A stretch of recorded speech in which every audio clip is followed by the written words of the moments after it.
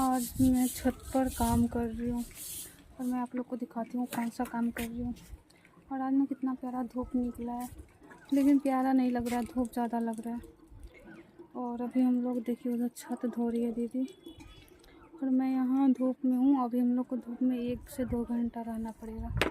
सो देख सकते हैं आज हम लोग गेहूँ धो रहे हैं क्योंकि अभी और ठंडी आएगा तो धूप नहीं निकलता है ना, और धूप नहीं निकलता है तब गेहूँ सुखाने में बहुत टाइम लगता है। और अभी तो सही है, अभी उतना ठंडा भी नहीं है और धूप भी सही निकल रहा है, तो धो लेते हैं। और 2 दिन में तो सूख जाएगा, नहीं तो 4-5 दिन लग जाता है सूखने में। धूप आता है 2-3 घंटे के लिए। OMG मेरा पानी भर गया है।